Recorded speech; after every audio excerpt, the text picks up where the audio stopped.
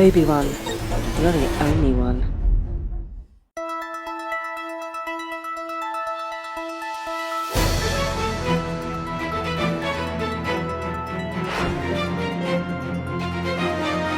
Magandang umaga, ako si JB Nicole Arenal and welcome to the BAA News.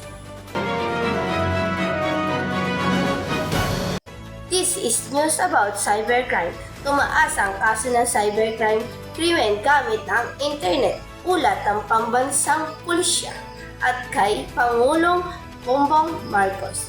Nang dahil dito, tinaasan ng Pangulo na paghigpitan pa ang paggamit ng internet. Nakaraang linggo naman nagkaroon ng report sa Philippines of Office. Nagpapadala ng change message at mga nakakatanggap daw nito ay nakakakuha ng ayuda na may links at ang nilalaman nito ay ang mga papasagutan lang ng ilang katanungan. Kapag nakapagsagot na ito ay may chance na mapapalalunan na ang 7,000 ayuda. Pero mismong PhilPhones na ang mismong nagsabi na ito ay isang scam na. Wala silang pinapadala sa online. Paalala ng PhilPhones na hindi sila nanghihingi ng personal na impormasyon tulad ng personal details o kaya mensahe.